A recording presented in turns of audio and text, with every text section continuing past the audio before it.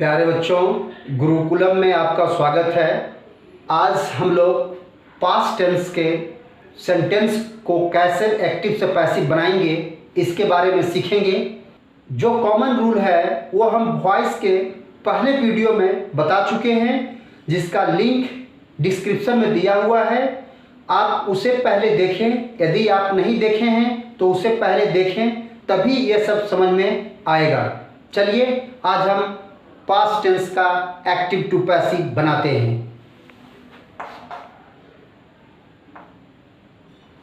Past indefinite tense, जिसे simple past tense कहते हैं।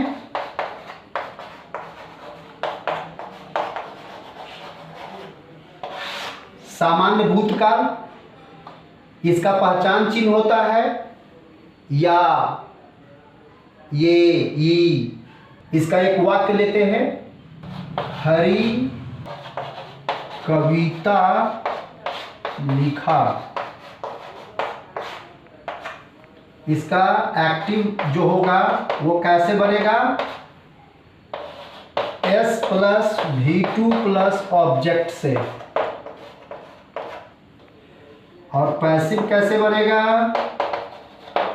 ऑब्जेक्ट पहले आ जाएगा, वाज वर्ब लगेगा, V3 plus by plus subject.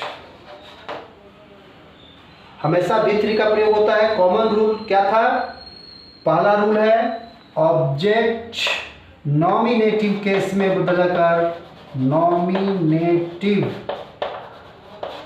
Case में बदलकर हम सब्जेक्ट के स्थान पर लिखते हैं, और सब्जेक्ट को ऑब्जेक्टिव केस में बदलकर ऑब्जेक्टिव केस में बदलकर ऑब्जेक्ट के स्थान पर लिखते हैं। चलिए, क्लियर हो गया।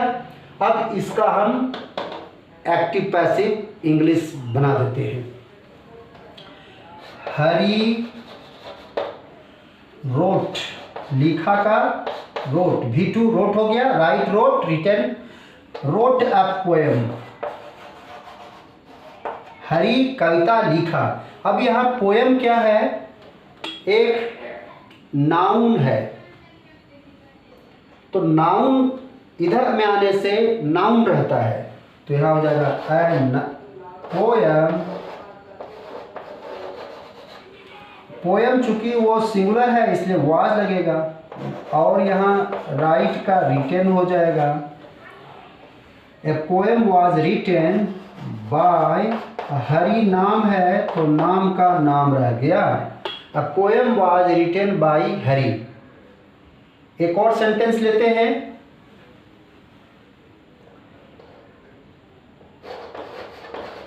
Radhika wrote a letter। Radhika पत्र लिखी, तो a letter was written by Radhika. इसका हिंदी क्या हुआ? Radhika wrote a letter, Radhika एक पत्र लिखी। a letter was written by Radhika. इसका हिंदी हो गया, पत्र राधिका के द्वारा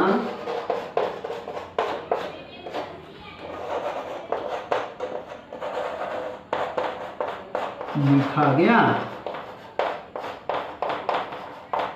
ये पैसिव हुआ, यानी यहाँ पर ऑब्जेक्ट की प्रधानता हुई, कर्म की प्रधानता हुई।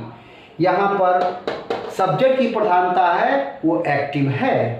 पास्ट कंटिन्यूअस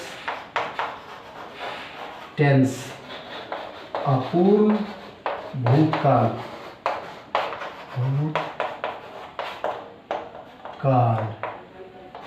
मैं अंग्रेजी पढ़ा रहा था।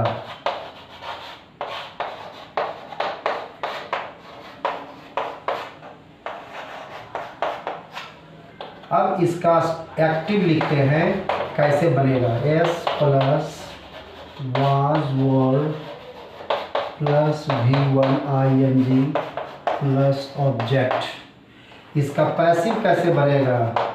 ऑब्जेक्ट यहाँ पर आ जाएगा, किस रूप में आएगा, नॉमिनेटिव केस में आएगा।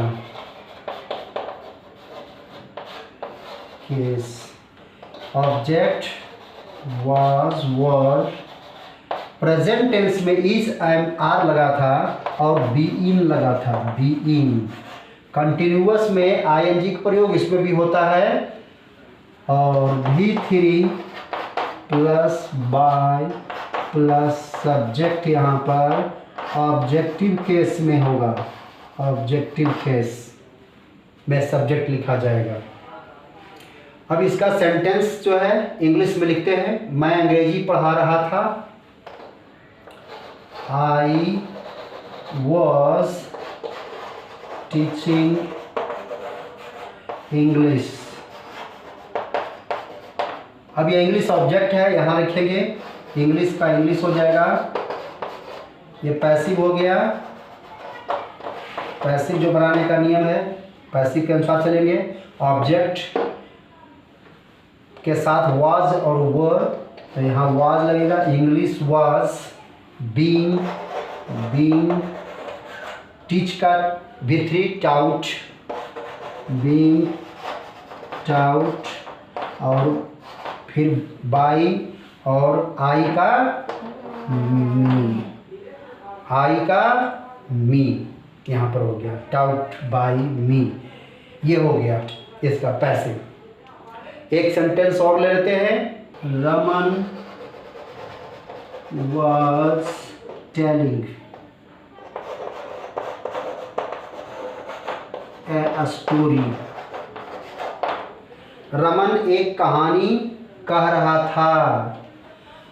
इसका पैसिव हो जाएगा, ए स्टोरी वाज बीइंग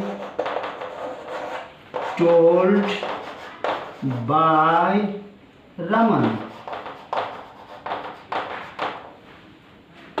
समझ में बात आ गई।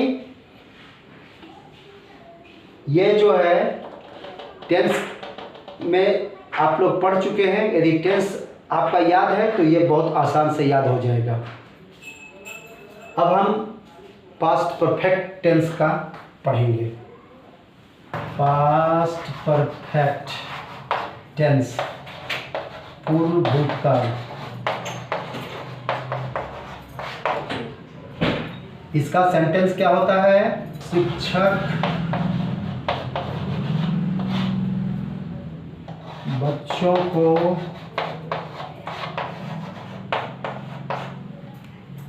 अंग्रेजी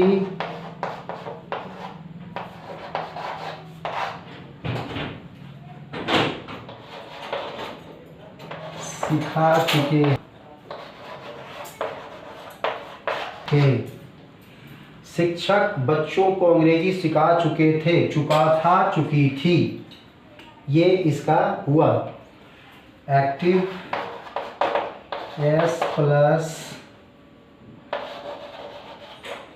had plus V3 plus object. ये हैड का प्रयोग इसमें होगा पास्ट टेंस में। इसका पैसिव का रूल हो जाएगा, object plus had been plus V3 plus by plus subject. इस सेंटेंस को इंग्लिश बनाइए। शिक्षक बच्चों को अंग्रेजी सिखा चुके थे। The teacher had taught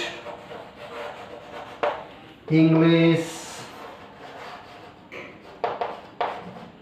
to the student, to the students। यहाँ बच्चों मतलब विद्यार्थी हो गया। मेन जो है इंग्लिश है ऑब्जेक्ट। तो इसका पैसिव बनेगा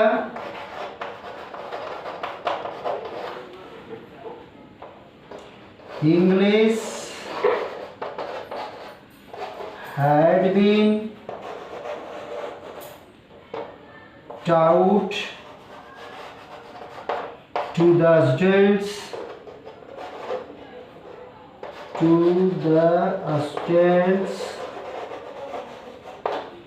by the teacher।